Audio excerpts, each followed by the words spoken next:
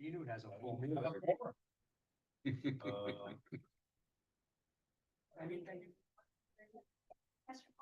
Anybody online? Recording in progress. Yeah. Nobody's online. I call to order the October 6, 2025 hybrid meeting of the Inland Wetlands Agency to order at 6:01 p.m. Members present are Akorsi, Chandy, Al Frutoni, Katie Frutoni, Ron and Butch, and alternate member, Hodrinsky, who is seated today for multiple absent members. So first we have the consent agenda. It includes the IWA meeting minutes from 9:15. Would someone care to? Which moves to approve the minutes of the meeting as written? Which moves, seconded by Ron. Any comments or discussion? All in favor? Okay. Qualified. You're disqualified, okay? Of course, she disqualifies herself. Okay, moving to communications. Under communications, we have the Conservation Commission meeting minutes from 9:17 and the Inland Wetland Agent Business Report. Any questions from commission members? No? Can we ask questions about this? Yeah. Good. There was some discussion in the document about the cost of the water testing is being borne always by the developer. And is that seen as a deterrent to getting applications? Or have we thought that far into the process yet? No, so this was a very early process. So in discussing the Conservation Commission minutes, this was the commission was thinking about how it would be useful to create kind of baseline data for some of our good streams, because normally when you have an applicant come in, they will do a couple of time points of testing, but without good long-term done with numbers over time, you're not guaranteed that you're actually getting a good measurement of mean. You might be getting outliers. So this was kind of discussion of how do we actually get good data of what the environment is doing in town. And so the Conservation Commission is filled with a good number of UConn professors and PhDs, and one of them happens to be a stormwater specialist. And so he put together a draft of what he was thinking of. Here's like the gold standard, right? Here's the gold standard. If we wanted to really figure this stuff out, here's what we would do. And then the brainstorming started to get on how would we actually do this? Like, what are the costs of actually doing this?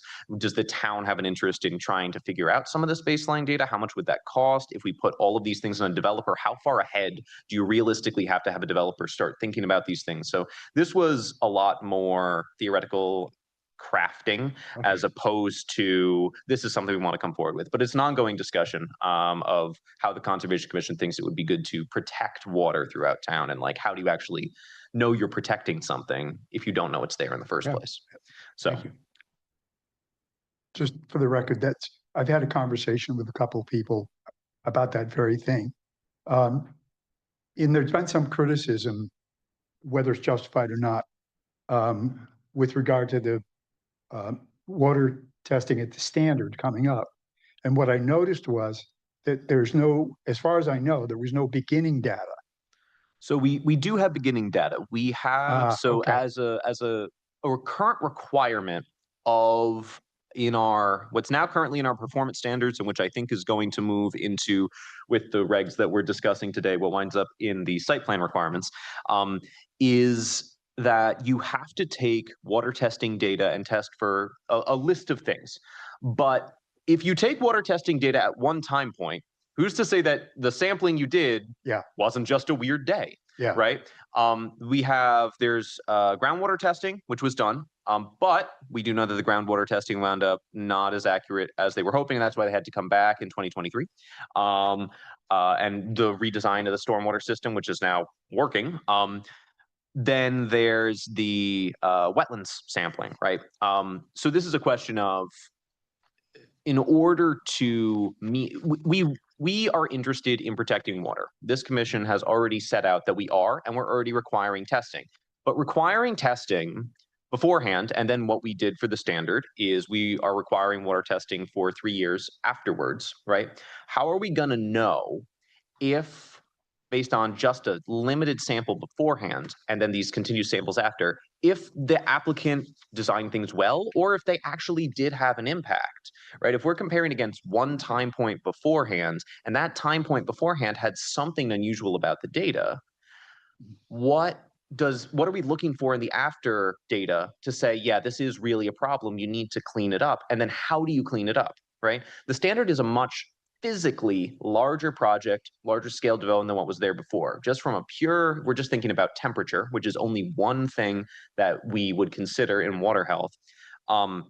Just thinking about temperature, more concrete, absorbing more sunlight, is more thermal load, more radiation of heat, which could have an effect on the surrounding environment, right? A little bit of temperature rise may not necessarily in of itself be a bad thing, but what are breakpoints, right? So this is another thing the Conservation Commission was discussing. How would we even start to think about what's a remediation level of, okay, this went up a little bit, but that's actually not a big deal because what are we targeting for temperature? Are we targeting the temperature that sea-run brown trout will be able to mature at, right? Well, that's a specific targeted temperature for we're protecting a specific species. So we have to kind of set out if we're targeting temperature in specific streams because it's important for the maturation of specific wildlife, we need data beforehand, and then we need to figure out what's our flexibility in terms of what can happen. And we can say, we can understand that a little bit of change happens over time. There's environmental effects which are happening as well. We expect many of our cold water streams to increase in temperature as climate warms. So what is reasonable? And this is the start of a big discussion. And whatever we do discuss has to be within the parameters of what our regulatory jurisdiction. Wetlands. And I'm not sure that any of this is under the jurisdiction of wetlands or zoning. So it's going to be, so whatever, and so this is just a preliminary conversation at the Conservation Commission level and I think that, there may be studies that are funded not by a developer that where we're going to be looking at the health of some of our streams, maybe if we could come up with the funding, but that would be the town council that would have to. But whatever we do, has to be within the jurisdiction of our state statutory requirements, the Inland Wetlands and Watercourses Act, or the State Zoning Enabling Act. So. When we had the Christmas tree farm property in front of us last year, the reason that we denied that was because of the possible thermal impact it would have. Are you, I don't know if you're on your, are you? One of the reasons that I gave was that we were concerned with the thermal impact with the water runoff from the asphalt into the wetlands. Would any of this help what you're talking about, help clarify the process on that and our decision making? Potentially. It's something potentially worth examining. It's important to note that in that application, the wetland scientist for the applicant provided a report which noted that thermal impacts had not been quantified, and that thus, because thermal impacts had not been quantified, and noting thermal impacts as one of the things that we care about in regulating wetlands, the commission denied it and said insufficient information to ensure there wouldn't be a significant impact. Right. So we have that authority, but in terms of Enabling Act provides like a specific set of values in a wetland, and then we lean on wetland scientists to define functions and values. To make a long story short, I think it's best to, if we'd like to have a joint meeting at some point of conservation and members of this committee to kind of talk about what you want to protect and making sure that as they move forward on their discussion of what could we even do, that you're all meeting the same goals, I think it would be a good idea. And then staff will have time to research what's the limits of our statutory power, because Jennifer's right, we can't protect certain things for the sake of protecting them. We have to protect everything for the sake of the wetlands itself within IWA's power. So it's And in that, Janelle, you were relying on a technical expert, and they were tying that specifically to the functions and values of a wetland. So it's going to be very site specific as well. I don't know. yeah. So it's I thought it was a really fruitful discussion, but it's the first part of what I imagine is going to be a long, fruitful discussion. Thank you for asking. Thanks for the detailed explanation. Any more questions? I'd like to note that Commission Member Anglin arrived at 6:03 PM and is seated today. So we have a public hearing on the agenda, and I believe it's going to be moved to a later date. And I don't see any members of the public. Do we need to read the instructions? I guess we can skip that, right? We just do need to read the legal notice. and Yes, I'll open- do- Yeah, yeah, but we don't need to read the yeah, guidelines. We'll do okay. that. We'll save that for Planning and Zoning Commission. Yeah. So we need to open the public hearing. So the public hearing for the application of the Town of Mansfield Department of Public Works for complete street improvements on Maple Road, including a multi-use trail, IWA file number 1639, is opened at 6:11 PM. Members present are Accorsi, Anglin, Chandy, Al Frottoni, Katie Frottoni, Ron and Butch, and alternate member Hodrinsky, who is seated here for multiple absent members. And now we can read the legal notice and any communications received regarding the application. Thank you, Madam Chair. The following public hearing notice was published on 9/24/25 and 10/2/25 in the Wilmantah Chronicle.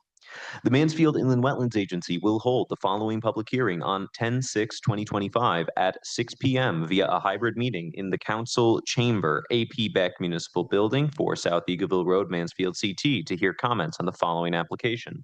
6 PM, application of the Town of Mansfield Department of Public Works for complete street improvements on Maple Road, including a multi-use trail, IWA file number 1639.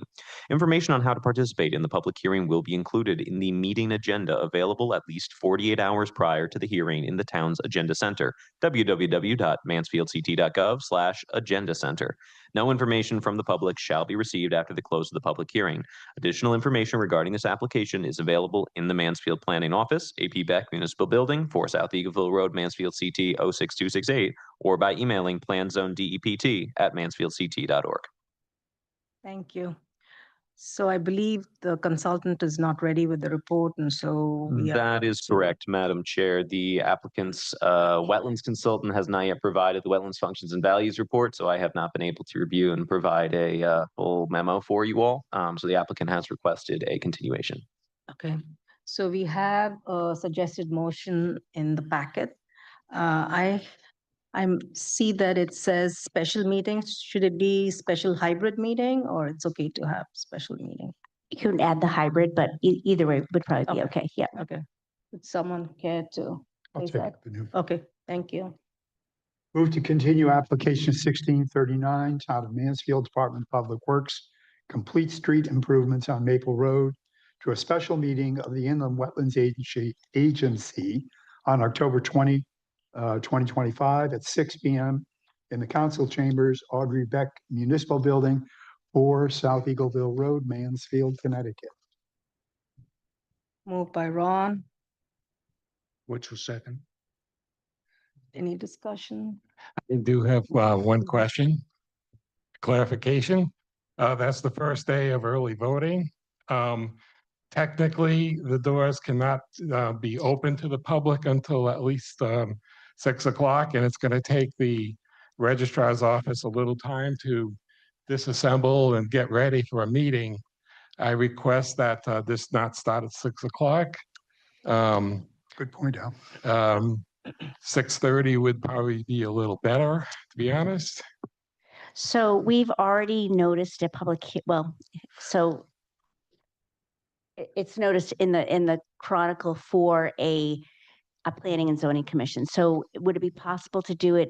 I think we started last time at 6:15 with that, and we're just gonna have to keep people. We'll have to put. Planning staff is available to help lift things and move them to sides of rooms or down the hallway. We don't want to mess with. Michael Stankov is available. I won't volunteer my colleagues. No, just, we don't want to disrupt anything to do with the election. Yeah. So we're happy to help if we're able, but it with 6:15, this is the first we're hearing about that. And unfortunately, I guess we didn't Yeah, We heard, we didn't, that was our first.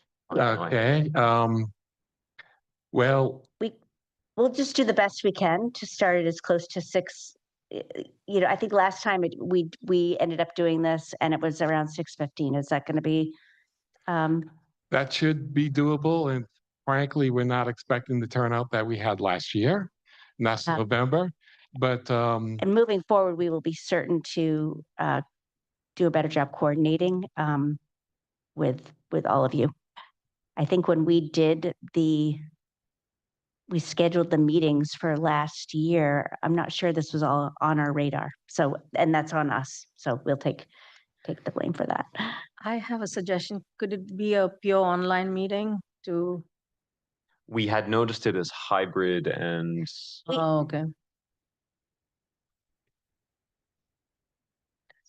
So that was Facilities just popped in and said they think they can have it ready by 6:15. Oh, okay. I don't know how Somebody's that worked watching for the us. registrars, but that was facilities. thank you, Like facility. magic. And so we can change that to just the a special meeting, and then we can notice it as Okay, accordingly, and we will work with the clerk. If we can bring this fully online, even though we've noticed it as a hybrid meeting, we might be able to adjourn it to but at this point, we're going to have to keep it as close to, I think so. because of yeah, the legal- sorry about that. So we'll Mhm. Yeah, strike, because it is a public hearing. yeah. It is a public hearing, yeah. So we'll strike from Mr. Ron's motion at 6 PM, if you'll accept that friendly amendment, Certainly and then staff will work our magic to try to, Consider Get that it. done. Fine. Yes. okay. Which also agrees to that, to the friendly amendment. I'm sorry. Yeah, Yes. good, okay. All in favor? Opposed? Abstain, okay. Mr. passes. Anglin? Oh, yeah. Perfect. Yeah. Passes unanimously. Thank you. So item number 5 is old business. File number 1639, which has been tabled for the next special meeting for October 20th. Item number 6, we have a new item, file number W1640. Appears to be another application from the town's DPW. Would staff like to provide a summary? Absolutely. So just a brief summary of this application. As you can see, the Department of Public Works is very busy at work on roads and culverts.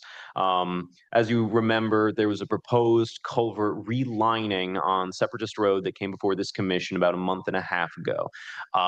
Public Works has another high priority culvert that they need to perform some replacements on, but unfortunately that culvert is in worse shape than the culvert underneath Separatist Road. This is a culvert on near the intersection of Wildwood and Woodland.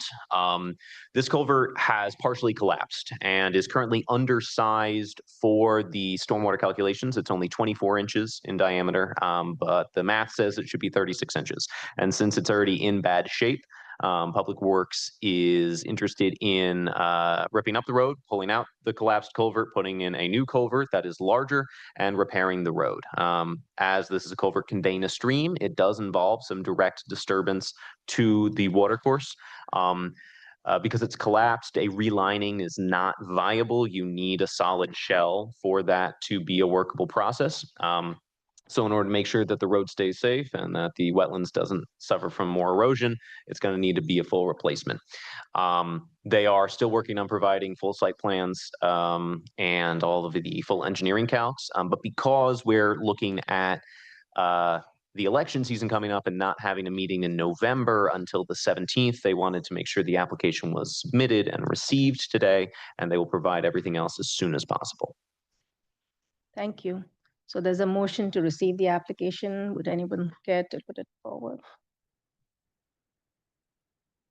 I'll do it. Okay, thanks. Done this before a few times. Move to receive the application of the town of Mansfield Department of Public Works for the culvert replacement on Wildwood Lane, as the proposed work may have significant impact on wetlands. Schedule a public hearing for, we're going to say 6:20. 6:30, They schedule a public hearing. Schedule the public schedule a hearing. public hearing. Yep. On Monday, October 20th, 2025, in the council chambers of the Audrey P. Beck Municipal Building 4, South Eagleville Road, Mansfield, Connecticut, and refer the application to the Conservation Commission for review and comment. Moved by Ron. Seconded by Podrinsky. Any discussion? Whole meeting. All in favor? Say aye. Any opposed? Passes unanimously. I believe there are no communication and bills, no reports from officers and committees.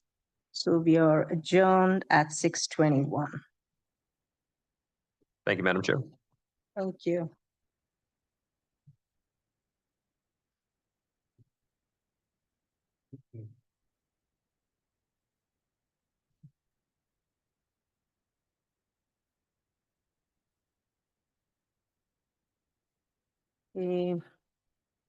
Moving to the Planning and Zoning Commission. I call to order the October 6, 2025 hybrid meeting of the Mansfield Planning and Zoning Commission to order at 6:22 p.m. Members present are Akorsi, Anglin, Chandy, Al Fratoni, Katie Fratoni, Ron, and Butch, and alternate member Hodrinsky, who is seated today for multiple absent members. So we have a consent agenda, which includes the PZC meeting minutes from 9:15. Would anyone like to put it forward? Which moves to approve the meeting minutes as written? I'll second it for Tony. Thank you. Is there any discussion, questions? All in favor? Disqualified. Okay, of course, he disqualifies herself. Okay, so we have 4 public hearings today. All are related items. So before I open the public hearing, maybe staff would like to provide an overview of the public hearing process and instructions on how to participate. Sure. We'll begin with the site plan one. Yeah. Okay. So if you want to open. Oh, you did yeah. open it first? Okay. So the public hearing is opened at 6:23 p.m. Members present are Corsi, Anglin, Chandy, Al Fratoni, Katie Fratoni, Ron, and Butch, and alternate member Hodrinsky, all who are seated. Right? Yes. So now you can read the And instructions. great. So, and this is related to P 907-67 PZC initiated amendments to Article 11, Oh, that's right. Section 19073 of the zoning regulations, and that's related to site plan requirements. And then I'm going to let Michael read the instructions for the public hearing. Absolutely, Jennifer. So the guidelines for the public hearing are as follows. The purpose of tonight's hearings is to receive relevant information about the proposed applications from the public. Order and quorum shall be maintained at all times during the hearing, and the commission reserves the right to adjourn the hearing to another date and time if the discussion becomes unruly and unmanageable. Given the hybrid format, we ask that everyone bear with us if we encounter any glitches, if we are unable to overcome technical issues, and/or the commission is having difficulty understanding the information presented in this format, the hearing will be continued to another meeting. The order of presentations will be as follows. First, the applicant, then public comment, supporting, then opposing, and then finally undetermined or requesting additional information. Lastly, the applicant shall be allowed to respond. When addressing the commission, please state your name and address and any party, group, or organization you represent, if any, for the record before beginning your comments. Limit your comments to the subject of the public hearing and avoid repetition where possible. Summarize reports and letters that are submitted to the commission rather than reading them aloud, as all written information is copied and distributed to members. Please direct all questions and comments to the chair. Do not attempt to engage in dialogue with members of the commission, staff, or any other parties to the hearing. Speak clearly to ensure your comments are audible to members of the public watching from home and are recorded. Commission members may ask questions of anyone providing testimony, but will not discuss the relative merits of the application until the hearing is closed. Failure to abide by these policies and procedures may result in a muting of your microphone or in dismissal from the hearing. Instructions on how to participate in the public hearing are listed on the agenda. For those who would like to call in, please call 1-929-205-6099. Enter the meeting ID 869-839-464730 and the following passcode 636271. All those numbers again. Please call 1-929-205-6099. Enter the meeting ID 869-83464730 and the following passcode 636271. If you encounter any problems calling into the hearing, please call 860-429-3330 and a staff member will assist you. Thank you, Mike. So I believe the legal notice was read the last time when it was opened on September 3rd. That's correct. So I Right, so think, this is a continuation of Mhm. a public hearing that opened on September 2nd. yeah. So is there a presentation? Yes, I'm just going to go over the changes. These changes have been a long time in the making. We've been working quite diligently on those with the help of our consultant, Tyche Planning and Policy Group. And this did go to the Regulatory Review Committee. I believe it was just Paul that was in attendance, so it wasn't a full meeting. But essentially what we're trying to do is we're trying to increase clarity, remove redundancy, and combine sections or standards where appropriate in these regulations. Hopefully you will see that the goal was to make these regulations easier to interpret for staff, the commission, and applicants. And so I did include both the original regulations as well as the modified regulations, as well as some red lines that I have made since the publication of the legal notice for this public hearing. I did, this site plan portion of the regulations is quite beefy. And there were just a few minor changes that I noted. Some of them were typos, some of them were wording things. Something was, we also clarified the recycling and refuse management section just to make sure that it was clear that we wanted to the location of all recycling and refuse facilities to be shown on the site plan. Wasn't a substantive change. And other than that, that's basically a little bit of reordering. Those are the changes since the public hearing. But in terms of the substantive changes to the regulations, we've moved the erosion and sedimentation and control measures from the performance standards to site plan requirements. We moved the stormwater management regulations from performance standards to site plan requirements. We removed the duplicative language from items including buffering, traffic flow, and parking lot design, which are found in other sections of the regulations. We reconfigured and improved clarity for intent. We added a procedure, application requirements, eliminated references to approvals required by other entities, which we do not have any control over. We simplified the lighting requirements. We improved the language pertaining to bonding requirements to better align what happens after the approval process.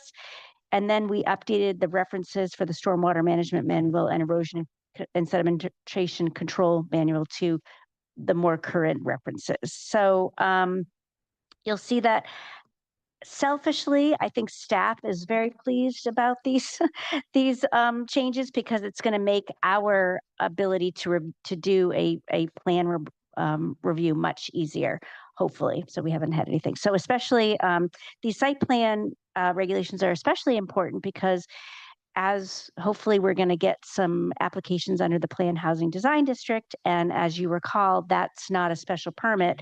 That is just a site plan approval. So this is really what's kind of the next step after that. So a lot of these are related and you will note, I'll talk about what was removed from the performance standards, moved into the site plan when we get to performance standards, because the site plan regulations became a lot longer and performance standards became a lot shorter. So I will take any questions. Any questions from commission members? No? I did want to note that we did, since the last meeting, we did get comments from the town attorney dated September 22nd, and he has stated that these are, in his legal, professional opinion, legally sound. Okay, that's good to know. And thanks for doing this. Sometimes, this is, we keep it, it never gets done. Yeah. We see all these edits that need to be made and. Yeah, these are not glamorous, but Yeah. they are really, really important Important. to make sure that we are getting good Mhm. review and applicants know what to Mhm. expect from us. So I don't see any members of the public, yeah. And we Right. did not get any Okay. comments from the public as well. Is there any reason to keep this open? Do you have something to say? Mike? What would steps wanted to note, I did present all of these to the Conservation Commission as one of Okay. your supporting Mhm. boards, who does a lot of technical review. I presented the changes and overview of them. Conservation Commission did not have any comments specifically pertaining to these, and a few people were still reading them and said they would send in any comments if they had them by this date. Mhm. No one provided additional comments. Okay, that's good. So I guess we can close the public hearing. Any reason to keep it open? Yeah, so someone want to propose that? Move to close the public hearing. Okay. Ron proposes to close. Anybody seconds? Which was second? I'll take Al for Tony, which doesn't mind. Okay, all in favor, closing the public hearing? Okay, passes unanimously. So that brings us to the second public hearing of the day for the PZC. So the public hearing for application file number P907-68, PZC initiated amendments to Article 11, Section 190-74 of the zoning regulations related to special use permit is reopened at 6:33 p.m. Members present are Corsi, Anglin, Chandy, Al Fratoni, Katie Fratoni, Ron, and Butch, and alternate member Hodrinsky, who's seated for multiple absent members. We're not going to repeat the instructions. Thank you, Madam Chair. Yeah. Anything to add to this? Nothing to add here with the special use permits, just again, a cleanup. And the memo is that Tyke wrote, as well as my staff memo, should be incorporated into the record. And the town attorney has reviewed these and finds them to be legally sound. And again, Michael did also review all of this with the Conservation Commission, so. That's good to know. Any questions from the commission members? Would anyone care to make a motion to close the public hearing? I'm on a roll. Okay, Move to close the public hearing. Corsi seconds. Corsi seconds. All in favor, say aye. Or raise your hand. Okay. Passes unanimously, so that gets us to the third public hearing. So the public hearing for application file number P907-69 PZC initiated amendments to Article 8, Section 190-63 of the zoning regulations related to water pipeline overlay regulations is reopened at 6:34 p.m. Members present are Corsi, Anglin, Chandy, Al Fratoni, Katie Fratoni, Ron, and Virg, and alternate member Hodrinsky, who is seated for multiple absent members. Anything to add on this one?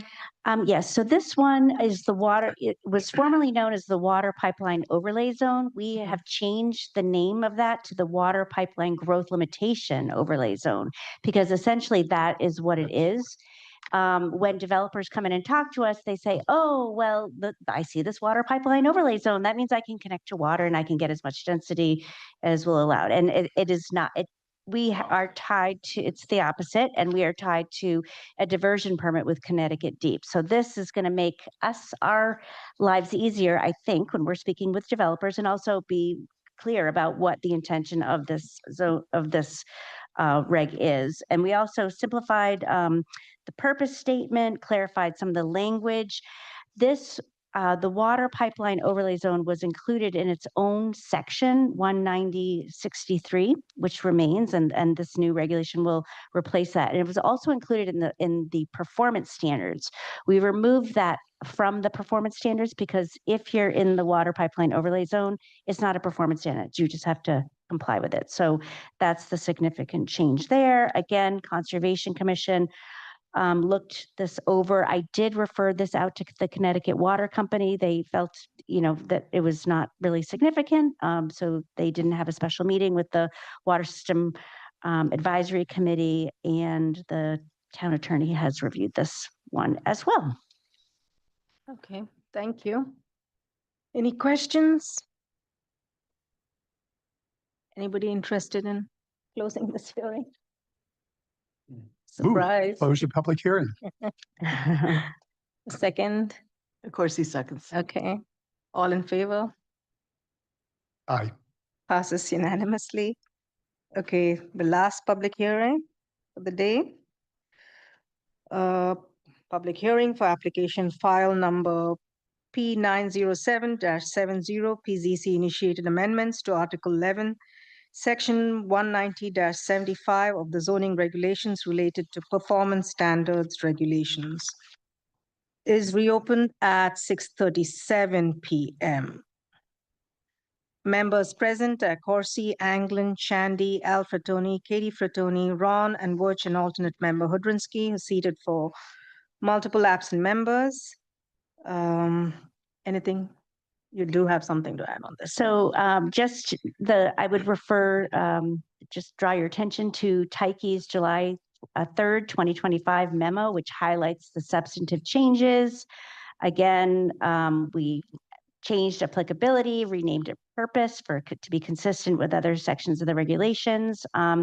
And we reviewed this section specifically, or, as with the other ones, with the zoning enabling statutes and the power vested in the local authority. And we were regulating health requirements, hazardous waste, noise, fire and explosive hazards, and air pollution. And I think everyone really, really cares about these issues in this room. However, you have a jurisdiction that you have to kind of focus in on. And so you don't have authority to regulate those. So we did remove those.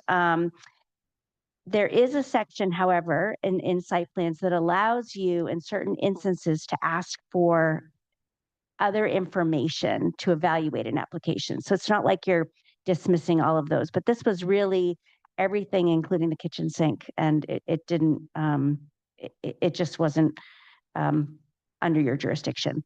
Aquifer areas were removed because you also serve as the town's aquifer protection agency. We have 2 aquifer protection areas in town. Most of them are in Yukon land, which you don't have jurisdiction over, so that's why you often don't meet. We removed the energy considerations to site plan requirements. Parking and loading requirements were removed as we already have they're already in their own separate section. Landscaping and buffering were removed as that is also found in the design guidelines section. Erosion and sedimentation control plans were moved to site plan. We have put all defined terms and we moved those to definitions. Stormwater management moved to site plan requirements, and then special requirements for the Connecticut Water was eliminated. It's already found in its own section. So that's all I have to say about that specific section. Okay, thank you. Any questions? But, actually, no, I knew there was something else I wanted to talk to you about. There is a section, so if you look at performance standards, it used to be several pages. Now, within your performance standards, we talk about how these standards need to be measured. We talk about how the performance standards need to be certified. So you may, if In certain instances, the Planning and Zoning Commission may require the property owner or developer to submit written certification from a licensed engineer, architect, or qualified professional, confirming that applicable standards have been met. And then your performance standards discuss odor, except for permitted agricultural uses. No land use shall create odors that are readily and consistently discernible beyond the property boundaries. So that would be like if you are living near, I don't know, I'm thinking of like the Sriracha factory in California, that was some issues. You maybe could add some odor scrubbers as part of a special permit or a site plan. And then site development requirements for activities that are not subject to planning and zoning application. This section establishes requirements for all, let's see, for establishments to reduce soil and erosion and sedimentation, earth moving, grading, and other land disturbing activities, and all, including all cut and fill operations. So it really just kind of ensures that people are following good standards that way. And then we do have a section on stormwater management. If you do not meet the requirements under site plan, if it's not triggered under that section, we're just wanting folks to and you require a zoning permit, but not site plan or subdivision approval. You have to manage your stormwater through implementation of a low impact development measure, such as disconnecting roof drains. You've seen that in some of our smaller applications. We've had applicants do that. So, and then we direct them to the 2024 Connecticut Stormwater Quality Manual. So that's performance standards. Okay. Any questions? Shall we close the public hearing? Move to close the public hearing. Second, Of course, he seconds. all in favor? Passes unanimously, so all the 4 public hearings closed at 6:42.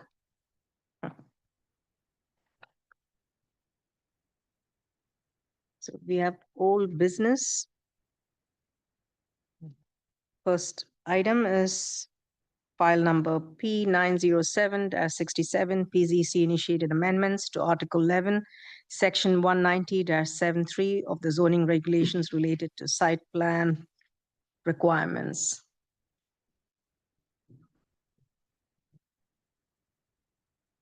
Would anybody like to discuss? If not, I believe there is a motion that was shared. Yep, Everyone. you should have printed motions before you. Yeah, and there's printed motions as well. I'll do the first one. Okay, Take a second, Binu. Corsi moves to approve the PZC initiated. Oh, okay, maybe a little closer. a little closer, yeah. Corsi moves to approve the PZC initiated amendments to Article 11, Section 190-73 of the zoning regulations related to site plan requirements, PZC file 907-67, as set forth in the September 3rd, 2025 draft for public hearing. In approving these amendments, the Planning and Zoning Commission agreed to accept minor revisions to the regulations after the publication of the legal notice and has reviewed and considered all public hearing testimony and communications, including reports from the CRCOG Regional Planning Commissions, Tyche Planning and Policy Group, Mansfield's Director of Planning and Development, and the Mansfield Town Attorney. The Commission makes the following findings in the adoption of these amendments. 1, these amendments are adopted pursuant to the provisions and authority granted by Section 8-2 of the Connecticut General Statutes. 2, the amendments promote the purposes of zoning regulations identified in Article 1 of Mansfield's zoning regulations by promoting and protecting the overall health, safety, convenience, and welfare of the residents of Mansfield, Connecticut, and the general public. 3, the proposed amendments are consistent with the Mansfield Tomorrow Plan of Conservation and Development. These amendments shall become effective on October 3rd, 2025, 30th, 2025. Moved by Corsi, is there a second? second by Hudrinsky. Any discussions? All in favor, say aye or raise your hand. Aye. I think motion passes unanimously. Okay. Second item on old business. File number P907-68, PZC initiated amendments to Article 11, Section 190-74 of the zoning regulations related to special permits. Ron moves to approve the PCC initiated amendments to Article 11, 190-74 of the zoning regulations related to special permits, PCC file 907-68 as set forth in the July 2nd, 2025 draft for public hearing. In approving these amendments, the Planning and Zoning Commission has reviewed and considered all public hearing testimony and communications, including reports from CCROG, Regional Planning Commissions, TISH, I'm not sure of the pronunciation of that, Planning and Policy Group, Mansfield's Director of Planning and Development, and the Mansfield Town Attorney. The Commission makes the following findings in the adoption of these amendments. These amendments are adopted pursuant to provisions and authority granted by Section 8-2 of the Connecticut General Statutes. The amendments promote the purposes of zoning regulations identified in Article 1 of Mansfield zoning regulations by promoting and protecting the overall health, safety, convenience, and welfare of the residents of Mansfield, Connecticut, and the general public. The proposed amendments are consistent with the Mansfield Tomorrow Plan of Conservation and Development. These amendments shall become effective on October 30th, 2025. Moved by Ron. Is there a second? For Tony will second. Okay, any discussion? All in favor, say aye or raise your Aye. hand. Motion passes unanimously. Third item on the old business, PZC file number P907-69, PZC initiated amendments to Article 8, Section 190-63 of the zoning regulations related to water pipeline overlay regulations. Would anyone care to put the motion forward? Okay, good. Okay, Which moves to approve the PCC initiated amendments to Article 8, Section 190-63 of the zoning regulations related to water pipeline overlay zone, now known as the Water Pipeline Growth Limitation Overlay Zone, PZZ file number 907-69, as set forth in the July 2nd, 2025 draft for public hearing. In approving these amendments, the Planning and Zoning Commission has reviewed and considered all public hearing testimony and communications, including reports from the Capital Region Council of Governments, Regional Planning Commissions, Tyche Planning and Policy Group, Mansfield's Director of Planning and Development, and the Mansfield Town Attorney. The Commission makes the following findings in the adoption of these amendments. These amendments are adopted pursuant to the provisions and authority granted by Section 8-2 of the Connecticut General Statutes. The amendments promote the purposes of zoning regulations identified in the Article 1 of Mansfield zoning regulations by promoting and protecting the overall health, safety, convenience, and welfare of the residents of Mansfield, Connecticut, and the general public. 3, the proposed amendments are consistent with Mansfield Tomorrow Plan of Conservation and Development, POCD. These amendments shall become effective on October 30th, 2025. moved by Butch. Is there a second? Second by Corsi. Or for Tony. Okay, Alfred Tony. Any discussions? All in favor, say aye. Aye. Raise your hand. Motion passes unanimously. Now, the last item on the old business.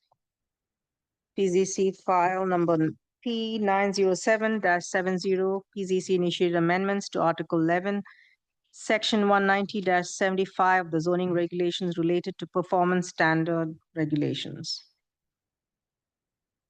Would anyone care to put the motion forward?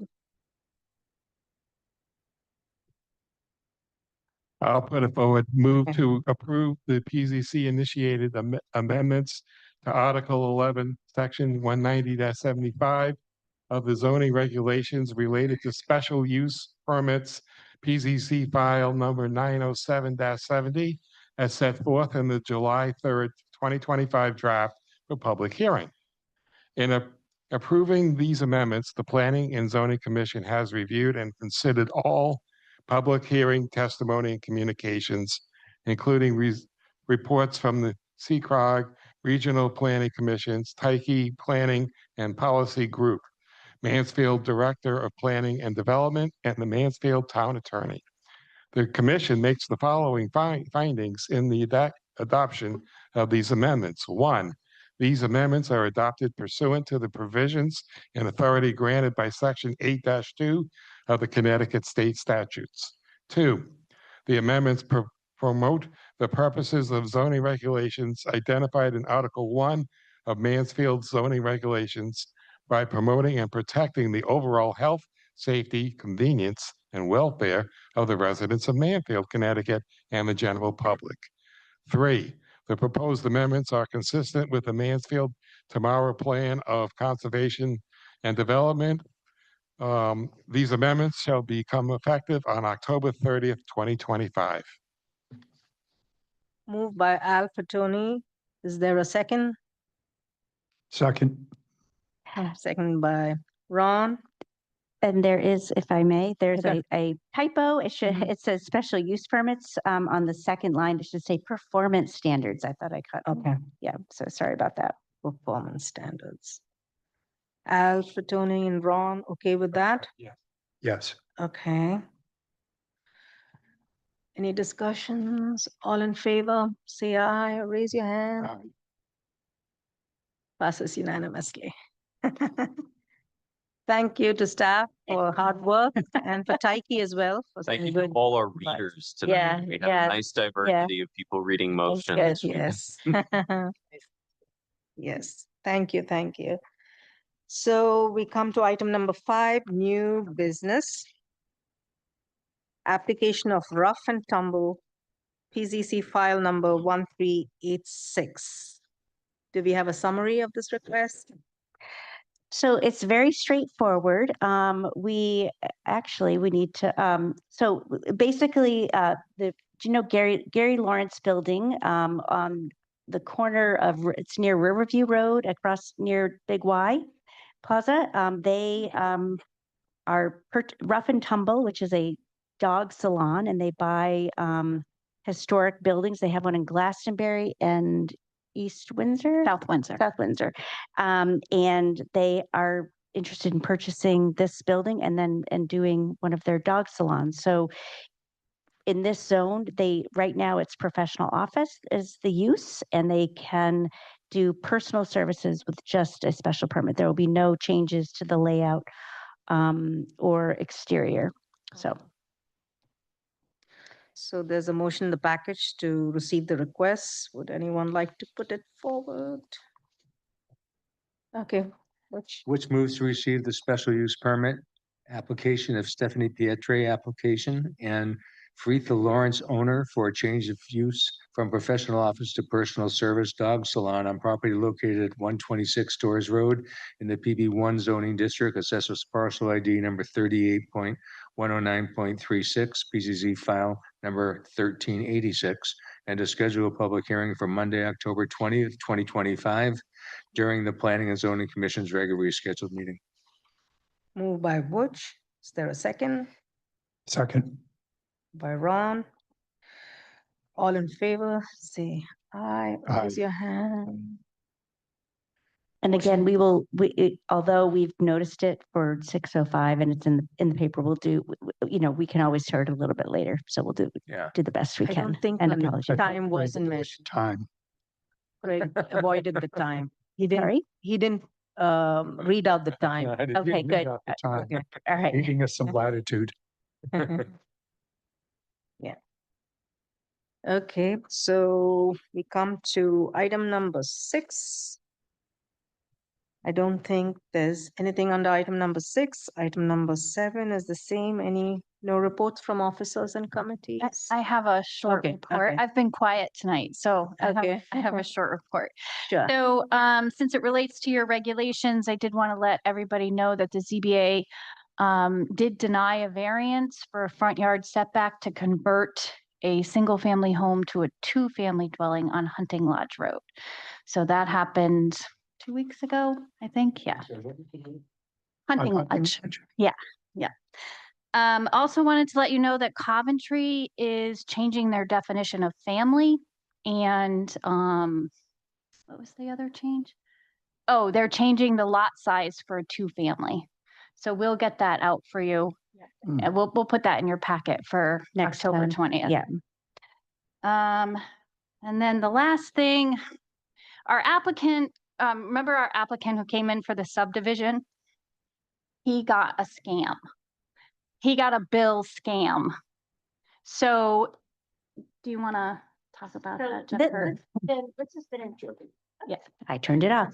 This has been an ongoing, this is probably the third applicant or at least the fourth applicant. Yeah. So there is an AI bot out there, I think, that is basically they're mining our agendas and they actually they take the Mansfield logo and they put it on there and then they send people a bill and they ask for them to give us their account number so that they can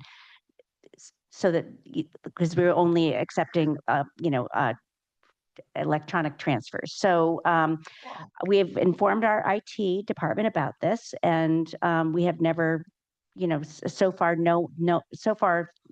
that we know of, no one has fallen for the scam, but we did want to let the public know that this is a thing. We will be adding something to our email signatures saying that we do not take electronic fund transfers and we will not be you can call us for a payment.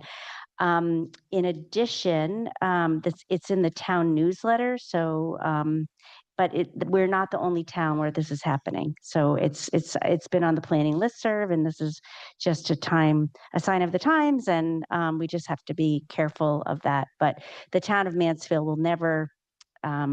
First of all, if anyone has any questions, just as all of the applicants have done, they need to call us and we will clarify that. But we take payment by credit card or check and that's it. And I think a clue for the public too, we take payment before the application gets to you, not after. Yeah. So just another note for the public to look for that for a scam.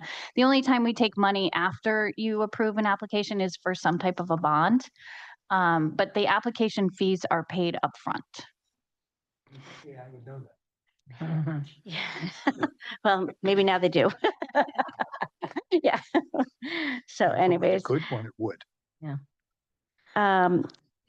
Anything else under that? Under communications. Yeah, Um, there seems to be a CROG-led housing. Yes, Sure. so this is something that I promise, I'm on I think I've shared with you in previous meetings that I'm on the Prague Regional Housing Strategy Task. It's a technical advisory committee, so I'm with, we meet bi-monthly and I'm sitting with developers and planners and people who are working with the unhoused and all to kind of look at the housing issue in the capital region.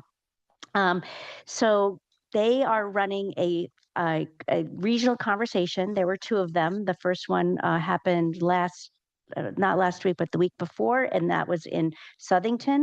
This one is happening in East Hartford on the 16th. I promised them that I would get some folks from Mansfield to attend. Signed up. Oh, great. And I think Paul is going. I would like to get some members of the town council and perhaps and the Affordable Housing Committee as well as Economic Development, just so that we have we can have a voice from Mansfield. Mansfield, I'm finding, no surprise, we're special, and we have a lot of different housing challenges just because of the fact that we are home to the state's flagship university, and our population is 26,000, and about 19,000 of them are here because of UConn, and they're, under the age of 25. So it's just something that we're going to have to consider moving forward as we address housing in Mansfield.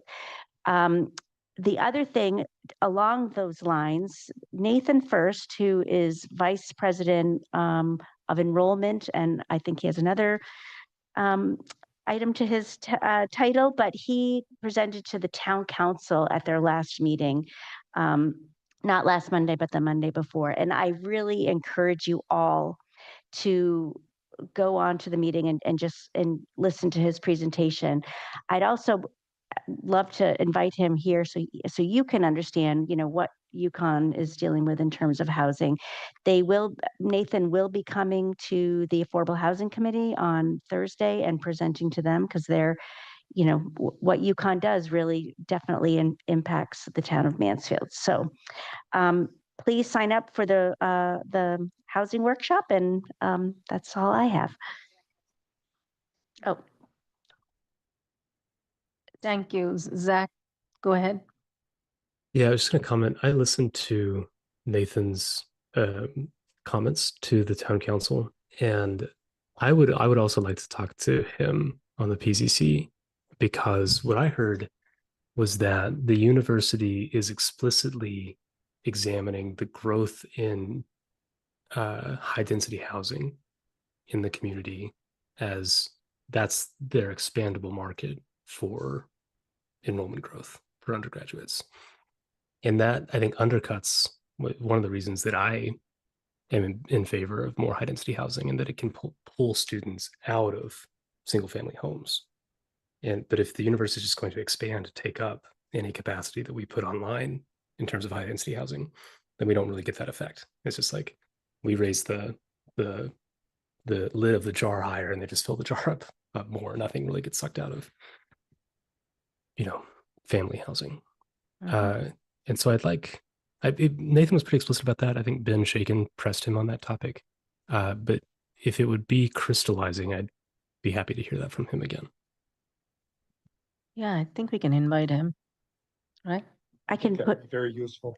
probably after the election, and because you will have some new members on the commission. So I think it would be a good time for them to hear, just hear this.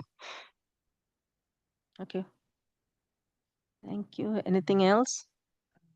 Okay. Katie. I just got the email today from Ginny Walton.